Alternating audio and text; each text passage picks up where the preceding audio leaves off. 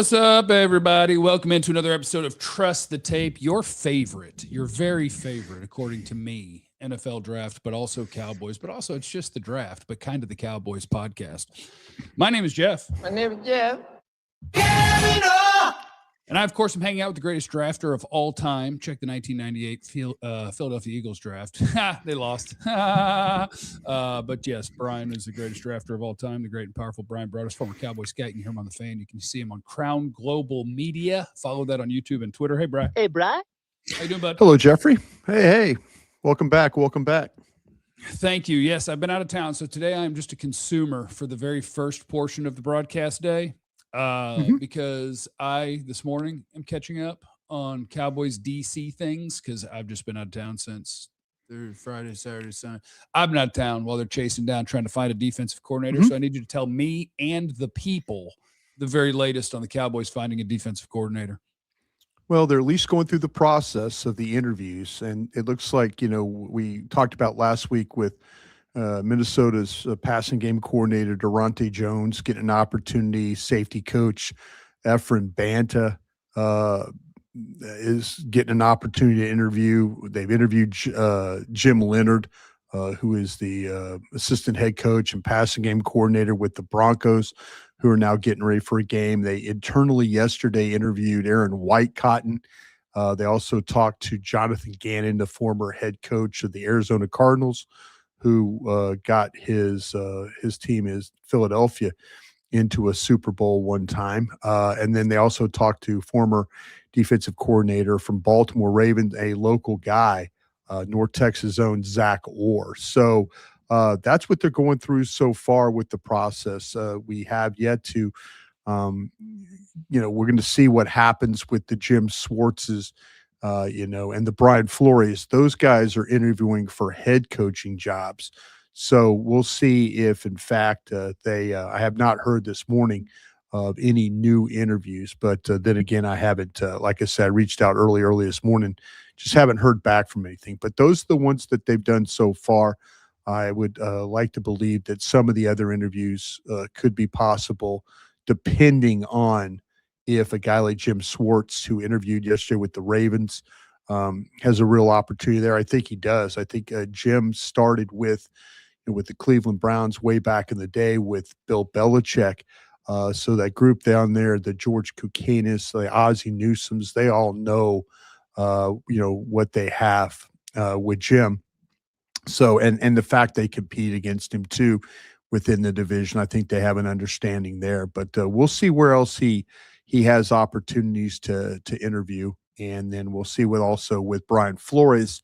Just everybody in the National Football League is kind of the information people are connecting Brian to that Raiders job. We haven't heard any interviews that I know of so far with the Raiders. I might be missing one there late or something, but yeah, I've kind of tried to keep an eye on that one. But at least the process is going along here, and then. Once one of these coaches, once we start to get head coaches get jobs, we'll see how fast these defensive coordinators or prospective defensive coordinators get picked off. Good for the Cowboys to kind of get ahead of that by firing Matt Eberflus. They were able to get on the journey very quick. And if these coaches start taking jobs and start taking coordinators with them, or potential coordinators, well, at least Dallas kind of knows where they're at right now. So, tip of the cap for them to trying to figure these things out. And I think they're waiting potentially to talk to Flores and to talk to Jim Schwartz. I think those are two they're definitely waiting on. But again, the head coaching interviews are going to be priorities for those guys. Bryan, can I ask you a weird question? Sure. Are you into facial profiling? No, people bring it up, but who I'm are you? I'm a facial profiler. Who are you facially profiling today? So of the names you gave me, Uh-huh. just one that jumps out at me, and it's Jonathan Ganon, fired as the Cardinals head coach, had a good run as the DC in Philadelphia, who evidence would tell me that's a good defensive coordinator. Mm-hmm. But I look at his face, and I think he might be a psychopath. And then I saw him kind of strike a player, and I thought make sense. I don't know if it's where his eyes are placed. I don't know what it is, but my facial profiling somewhere deep in the back is going, I don't know about this guy. It's interesting you say that. I happen to know some people that have worked with him, and I just asked for an honest assessment, and a couple of guys said, "Listen, the thing you got to know about Jonathan Gannon is, yeah, he went to Philadelphia, yeah, they were in the Super Bowl, but has Jonathan Gannon really improved as a coach?" That's what you have to, I mean, there are people that are saying that the Arizona job that he was clearly over his head. And, so, that's not profiling. That's just people that work with him. And, he's been with some guys, and they honestly ask, like, really, has their defense improved?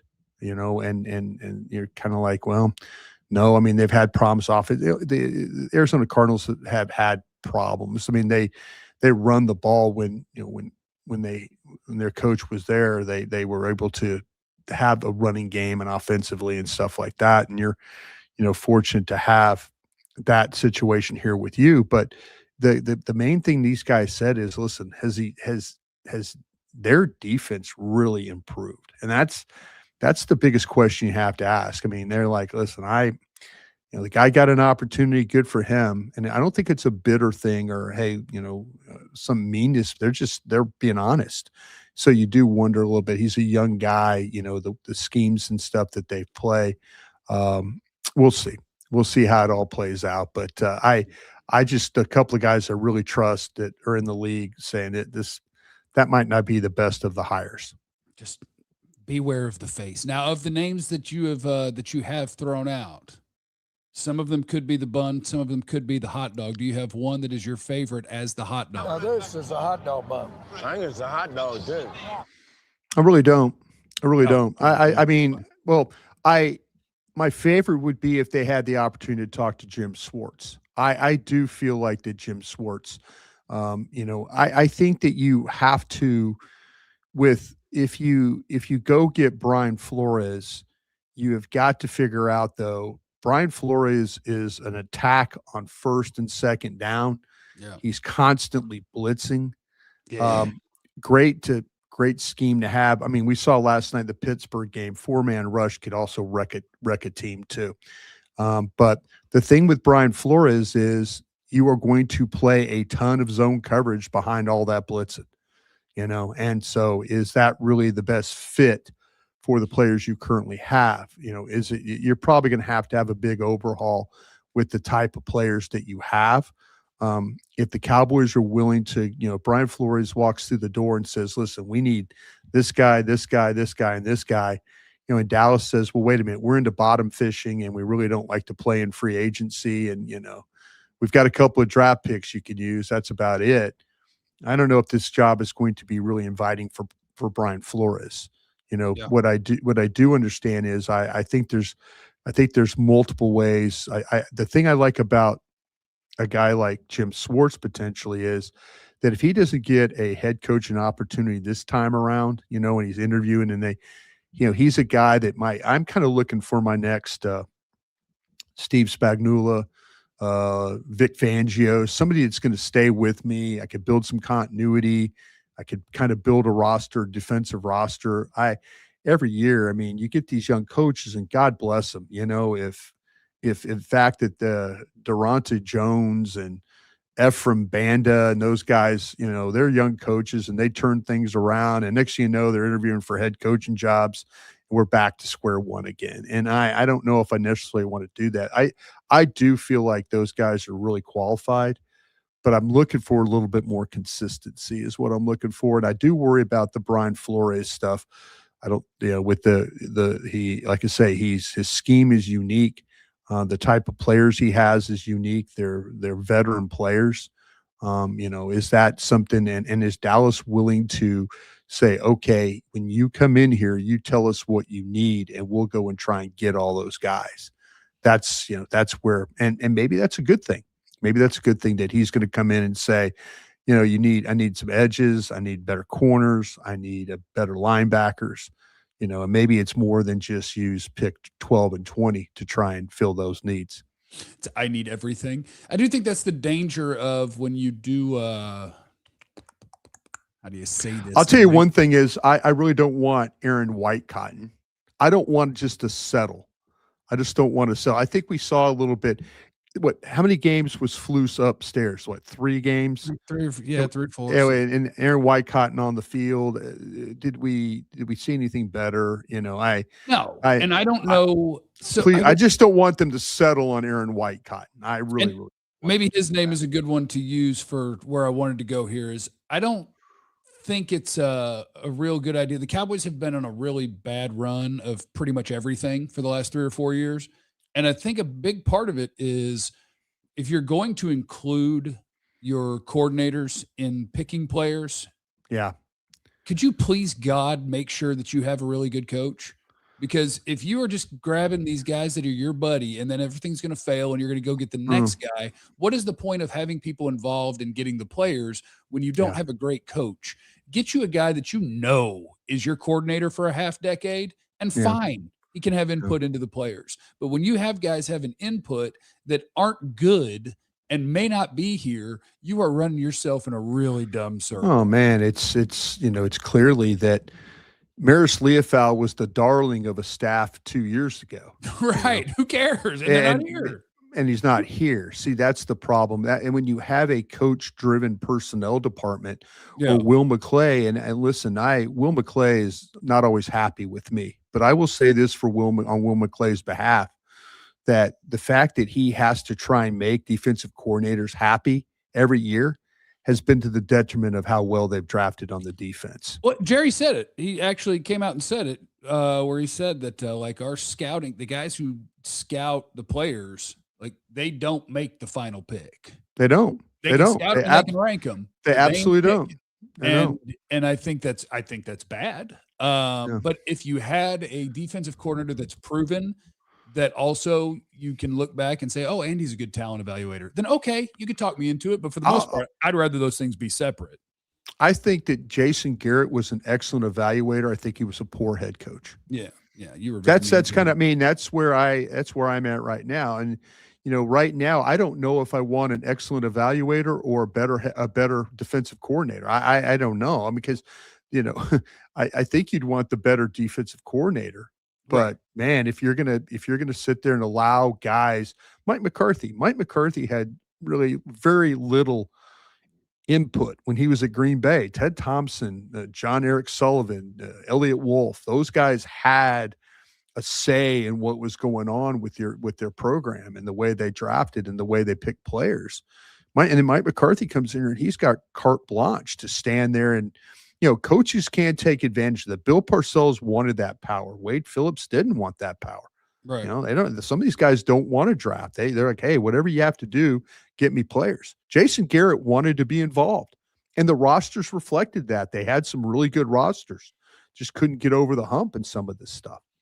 Let's knock out some super chats. Hollywood's in here. He said, did we see the last of Aaron Rodgers? Yeah. I think so. Because watching that game last night, boy, I think by the end of it, like he had his moments this year where you went, he can still like move around pretty well and know what he's doing and keep people off balance. But boy, that offense was nothing but throw it short, throw it short, throw it short, throw it short. And then when they were getting after him at the end of the game, I was scared for Aaron's health. Oh, no, on 105.3 The Fan yesterday, we kind of broke that game down, and they said, do you think this is the last time we see him? I said, yeah. Now, the problem is you're playing against a Houston defense that is clearly, like I said, they could rush 4. They cover well on the back end. They tackle great. They're a problem to play against. You're not always going to play against the Houston Texans every week. Yeah. But that team makes, hell, they made Josh Allen look just ridiculous in a game earlier in the year. So they could do that to you. But Aaron Rodgers, if he's not going to get help, if he's going to throw the ball down the field and they're not going to catch it, well then, Aaron Rodgers is I don't think Aaron Rodgers can come back as 43-year-old Aaron Rodgers and play anymore. I think we've seen the last of him. Hood W. Cush is telling you, Bryan, Zac Orr's got a good chance here. Zac Orr, of course, the coordinator for the Baltimore Ravens, who's interviewing with the Cowboys, and we'll see. Good coach, man, really good coach. Yeah, absolutely. He had some problems though. I mean, listen, they they gave him the opportunity, and the team, I mean, they've had offensive problems there and stuff with the quarterback and things like that. But, that's a team that, if you look at the metrics and stuff like that, weren't very good. But we're so used to seeing a Raven team play at a level defensively. Yeah. And then when they don't rush the passer and they don't tackle well and they don't cover, they can't get off the field, then the coordinator's going to take the hit for that. I have nothing against Zac Orr. If he gets an opportunity, good for him. I personally like, I have a better history with the Jim Swartzes and guys like that. If you hired Zac Orr, I have one request, that he bring a free agent safety with him from Baltimore. Our Darius Washington will be a free agent. That's all you need to know. That's my mighty mouse. About 5'7", 175 of raising hell. Let's go. Roman Wolf Gaming wants to know thoughts on Ezeraku's arrest. What's the word? I tell people, let me double check where this happened, but I tell people, watch yourself in Collin County. Okay? Oh, no, it's funny. Yeah. I mean, yesterday I was on the radio. County. You don't play around in Allen and Frisco. They're going to pull you over. They're going to get you. I love my guy, Sean Sharif. Yesterday, Sean is the king of 105.3. Sean knows when everybody gets arrested, no matter what. He sent me the picture and he says, hey, I think this is true. So now I have a couple of sources that I go to work on, and Sean, and then I get Sean I go, yeah, Sean, confirmed. He goes, yep, I just talked to somebody, confirmed. So yeah, reckless driving is what was involved. So it's fine. It's fine. I'm glad everyone's safe. Okay. Reckless driving. Fine. There are crimes that I will be like, that's pretty gross. Yeah. That's one where you go, oh, young guy who just got a bunch of money and is driving a fast car. Chill out, please. And he'll chill out. Maybe. He seems more mature than some of the other people who have recklessly driven in recent years for the Cowboys. I wish he played more reckless in those football games. He's about to, Brian. He's about to. I'll tell you what, that was, if you asked me for a disappointment, maybe I had the bar too high for him. Yeah. Maybe I had the bar too high. Hollywood said, thank you, Brian. No white cotton. Let's start new. No, I think that when you have a defensive line that nobody on that team got better at playing defensive line over the course of the year. They get better. Defensive line being your DC is a great idea. Yeah, if the coaches come, if a new coach comes in and wants to move away from everything that just happened, I have absolutely no problem with that. And I just mentioned Donovan Ezeraku. Donovan Ezeraku was beating better offensive tackles at Boston College at the ACC than he played some this year. Yeah. He did absolutely nothing. And I don't think that's just necessarily just on him. This guy's got pass rush ability. We've seen some pressures. Where's the finish? Listen, some of those coaches walk in with high resumes and all that and everything. And hey, Quentin Williams can roll out of bed and play football. He doesn't need Aaron Whitecott to tell him how to play football. Solomon Thomas, I think Solomon Thomas for later in his career, I think Solomon Thomas is a good player. They didn't play him nearly enough. But you can't sit here and tell me that they got better on the defensive line with Aaron Whitecott. And I'm sorry, I just don't see it. All right, Brian, now we got our draft talk coming up here in a second, but first it is time to tell people about our friends at Underdog, who I love it. The Underdog app is on my phone, and when I tell you I wear that sucker out, you can see on my screen where it sits, because that's where my finger hits all the time, because it's a lot of fun. You still got the football playoffs going on, and all you got to do on Underdog, it's easy. You just pick whether you think that certain players are going to go higher or lower on stats like rushing yards, receptions, touchdowns.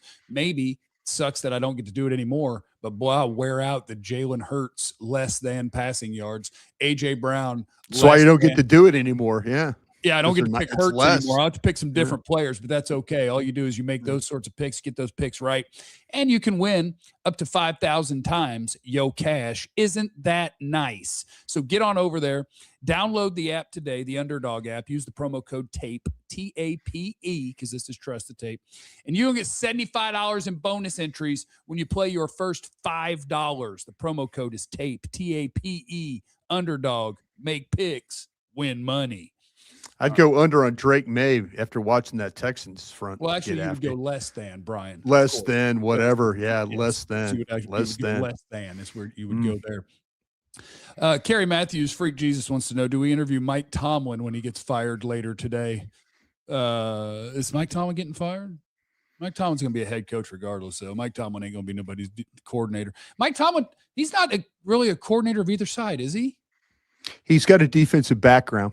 He was Okay, with, so he was with, okay. yeah, actually, I think he got his start with Tony Dungy in Tampa. Okay. Dro Knows is going to kick us over to our draft portion of the show, Brian. He said, why aren't more people talking about Anthony Hill Jr., the linebacker out of Texas? What could get in return for pick 20? Mansour Delane at 12. Appreciate you, Brian. Jeff. I choose not to talk about Anthony Hill that much because I think he had been built up as a potential first-round pick by a lot of folks. At least that was like how people talked about him. And when I watched him on tape, I don't feel that way about him, but we live in the state of Texas, so I just keep my mouth shut, put him where I put him, and moved on with my day. I think there are the top linebackers in this class. I think are 2 Ohio State kids, and then C.J. Allen at Georgia are my favorite guys. And I'd rather not probably even talk about C.J. Allen in the first round. So I think it's kind of Sonny Styles or bust for me if you're talking about a off the ball linebacker for the Cowboys in the first round. And so I just kind of shut up about Anthony Hill is what I do, because I don't view him as a guy that I would be comfortable with like a top 45 pick on. I got him in the second round myself, and I understand your dilemma. I will say this: I think there's a group of guys that are really probably pretty good Mike linebackers, and I think Anthony Hill probably fits in that mode of that. I think that C.J. Allen, you could talk about him. I think there's some guys in this crew. I'm interested, Jeff, to see what you think about Jeremiah Trotter's son, Josiah Trotter, who's a linebacker from Missouri. But there's a group of these guys like Allen, Hill, Trotter, Rodriguez from Texas Tech, really good Mike linebacker type players, and all kind of in that one little pocket there. I think that if you want to talk about potential cover guys and like that, I think Styles is that kind of guy. I think he's more of a run player cover guy, whereas like Hill and Allen, and I mentioned Rodriguez from Texas Tech. I mentioned, and I'm going to get you to Trotter from Missouri. They're kind of Mike linebackers, kind of these thumpy kind of guys that play downhill. But I look at Anthony Hill and I want to believe that he could cover, but he's kind of a spot drop linebacker right now. Get to a spot, just go drop there, sit, and then kind of, I kind of wonder about him. I think there's some things about C.J. Allen that if you put him in man coverage, twitchy guys give him a little bit of some problems. So I've kind of got my idea of those Mike linebackers, and then I've got my idea of like a guy like Styles, who I think is a little bit of both. I will give you on Anthony Hill Jr. the short version of all the notes. Let me see if I condensed it here. I don't think, this is one where I don't remember where somebody used this phrase when talking about draft guys, but I like it. It's probably a Dane thing. I don't think he's the sum of his parts yet, Anthony Hill Jr. Like, I think he has size, he has length. That's Dane. That's a Dane. That's Dane. Dane thing. Coverage won't be a strength, doesn't consistently play to his power with stack and shed. So like, I think that he is a big, strong, fast guy that doesn't always play to all of those tools. And they didn't have him playing, I guess, towards the quarterback as much this year. So he didn't have as much production in that way. And just as a pure linebacker, there's guys I like more. Obviously, as a pass rusher, there's guys you like more. And so it's like, okay, could I see him developing into a good Mike linebacker? I could. Would I feel great about him as a rookie? I would not. Ty Tassel is in the super chat. Opinion on Gums Jr. from Florida, who I looked up before I read this. It's an edge guy at Florida that had 2.5 sacks this year. So I'm certainly not to wherever he's going to be, if he's going to be picked yet. And I doubt Bryan is either. But there is a man named George Gums Jr. at Florida, Bryan, that you need to know. Okay. Looking at it. Adrian Hernandez. You think we might move down for and switch with Pittsburgh at 20? Oh, I guess Pittsburgh took our 20, huh? And now we're going to drop to 21 because they had a worse record in Green Bay. I'll have to check Tankathon, but I bet we moved down to 21. I mean, we're already right there. Well, Pittsburgh won 10 games this year. And Dallas only won 7. Green Bay only won 9? Green Bay only won 9, yeah. Because it's Green Bay versus Pittsburgh for 2021. Yeah. We have Green Bay. But either way, you're already in that range. Yeah, I think you have 2 picks in that range. It wouldn't be a bad year to move down, honestly. You know the group that I like if you move down that I think you could really do a double dip, and I'd like it. You can Corner. double dip at corner in this thing, and I'd Yeah. like it. Yeah.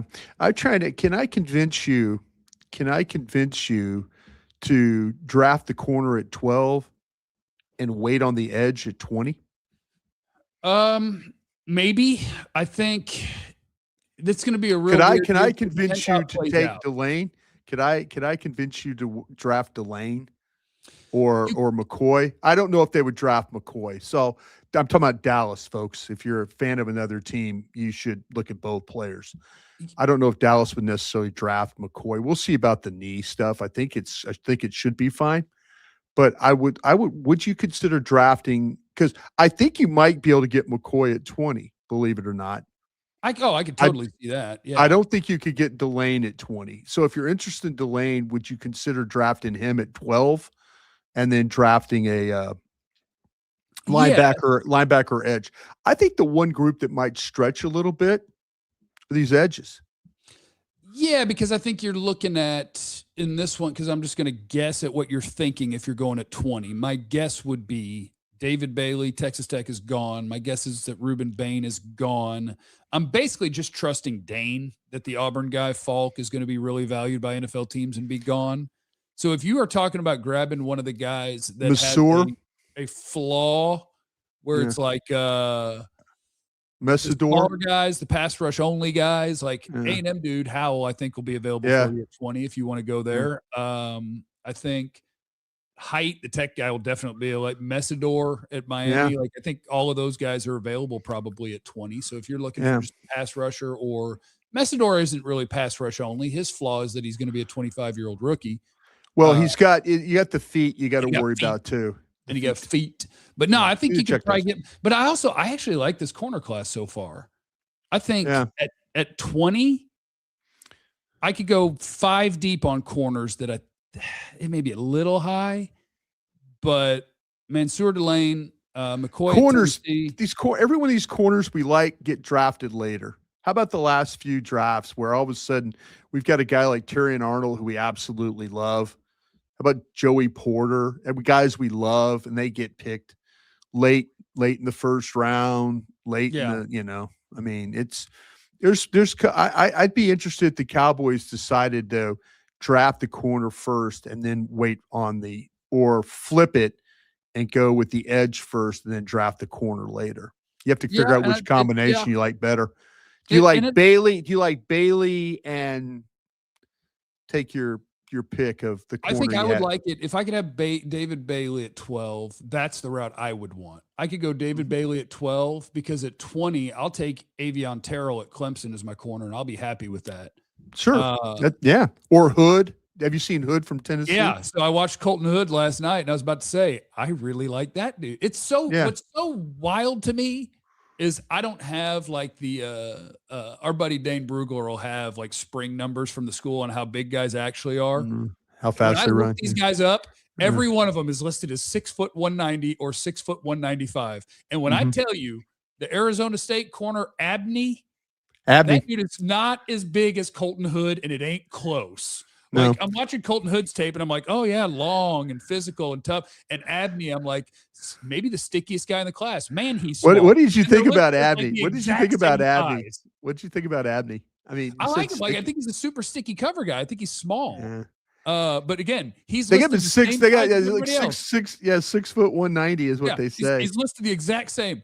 I'm telling you, Keith Abney at Arizona State and Colton Hood at Tennessee will not be the same size when they are measured and weighed. They will. What's interesting? I learned this Hood about plays like he's 6'2", 205. Abney plays like he's 5'9", 180. Like they're not the same size. Abney is. I tell you what's funny about it. Abney's from Waxahachie, Texas, so he's a Texas kid. Dude, he can just close so fast. You want to know what his background is? Did you look up his background? No. This guy is a championship speed roller skater guy. That's what he is. Like I thought stop and go on it. Yeah, he's like when he was when he was like 13, 14 years old, this guy was a championship roller skater. Like, So you know, yeah, so you see like the speed and like kind of the way he stays down, the power and stuff like that, the way he bursts. yeah. So yeah, I mean, it's an interesting thing, but he is I really like Keith Abney from He's sticky as hell. Arizona State. I think that you could see like he'll come up, he'll hit you. You know, he can attack the catch points. I think he plays with that burst we're talking about. He's got mirror skills. He's twitchy. There's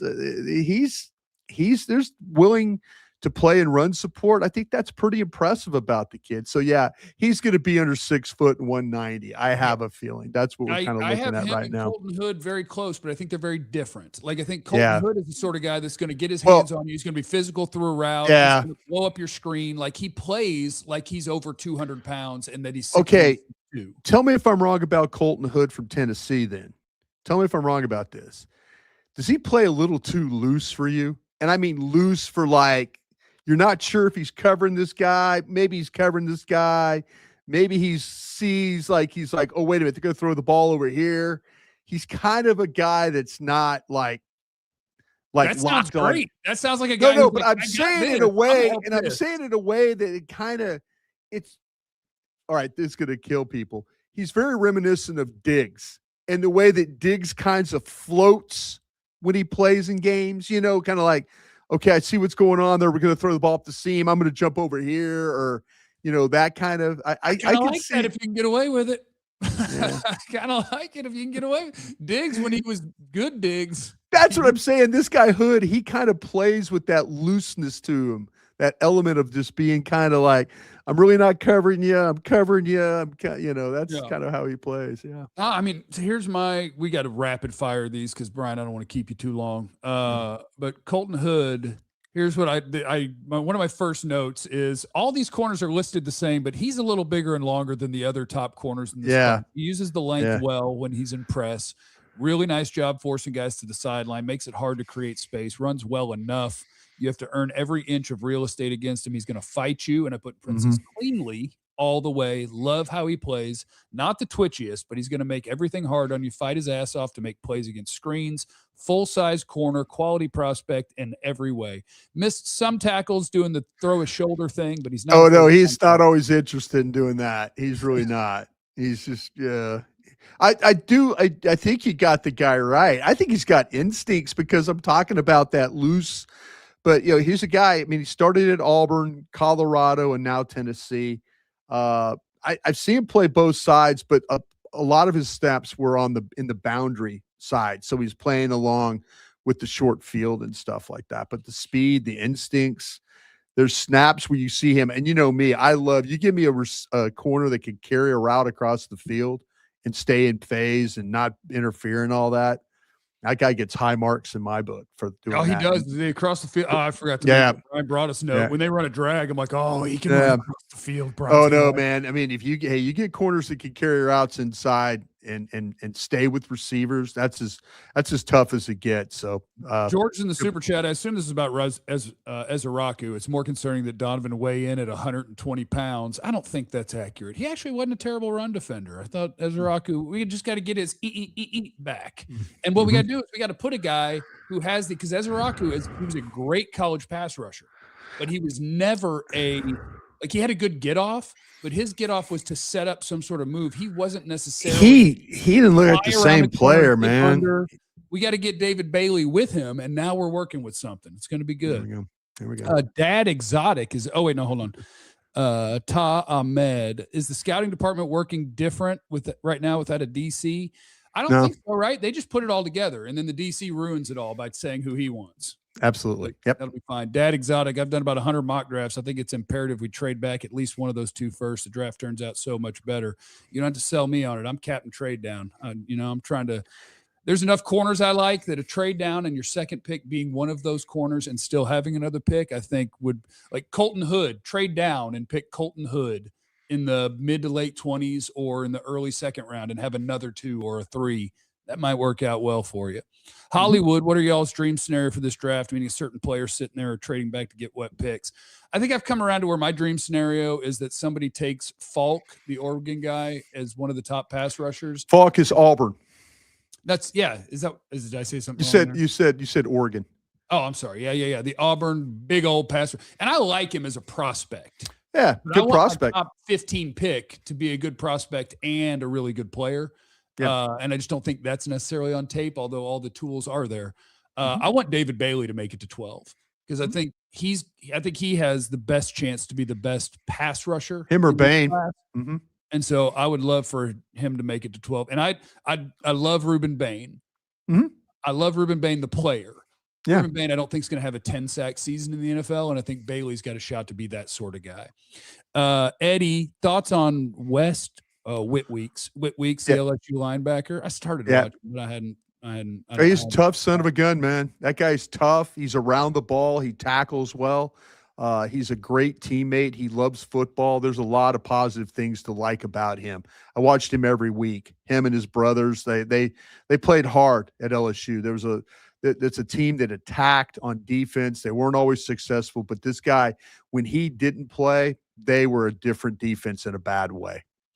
Southpaw Gaming, is there a scenario where the boys double dip for a position in the first round? In theory, I guess you could double dip at – I don't know if they would double dip at corner because I think they want Revel to be a starter. They want Revel to be good. Yeah, they sure do. I think they want him to be a starter, so I think you could absolutely pick a corner high. I don't think they'd actually double dip there. Could you double dip at edge? Maybe they could double dip. I mean, it's double dip, but if you want to talk about take two secondary players, a safety and a corner, they could do that. Yeah. Adrian, 12 Styles, then trade 20 down, still in the first, pick up a corner. There you go. There's your Colton Hood or your Abney. Then get Rodriguez at the second or third for trading down in the 20s. Your thoughts? Rodriguez, I think, is going to be the hardest guy to place. I haven't even done it yet because I watch him play, and I think I'm going to watch every single game. You watch him and you go, this dude has the instincts. He makes plays. He's got the peanut punch. Like, he makes all of these plays, and he looks so good. And he might be 5'11", 210. Like, I don't know. Well, once again, there's your judge. He's the same. If you look at just the numbers, 6'1", 235 is what it says. My ass. It's the same. It's the same height and weight as C.J. Allen. Same height and weight as C.J. Allen. Okay, I'm just saying. You're right. And C.J. Allen might be smaller than listed too, by the way. There you go. There you go. Is he going to turn out to be 5'11", 210 pounds and run a 4.7? Yeah. Like, he makes plays. Yeah. I don't know. I have him in the third round myself. That's where I think I'll have him. I have him in the third round. I'm just going to watch every single snap and then figure it out. Yeah. Spencer, when on the clock, we all consider BPA, team positional needs, class positional strength. Can I get an et cetera later? How do you decide the player? JC, check your email, please. I will check my email. I mean, I think that sums it up really well. I think if I'm doing a mock draft and it's like where I'm going to put the players for each team, like, their need matters unless there's not a player near the top of your stack that plays that position. And then don't window dress your board. No, I'm not skipping 12 guys because we need a fill in the blank. That's why you have the stack. That's why you have the stack. You put the players where you would take them. Thoughts on overlooked West Weeks, not Whit Weeks. I don't know who West Weeks is, Eddie Joe. His brother. So. Yeah, their brother. Okay, yeah. Well, we're going to have to figure it out. We'll figure it out as we go. How about that? Bryan, have yourself a day. It's always good to talk to you. Thank you, sir. Appreciate that. Yeah, thank you. Follow Crown Global Media on YouTube, also Crown Global Media on Twitter, but there is no O, CRWN Global Media, and that'll be good. And check me out on the DLS Cowboys podcast, which will be coming up today here in about 2 hours and 20 minutes, 11 a.m. to noon every day. Remember, you have no idea what anybody's going through. Be cool to everybody. We love you. Be easy.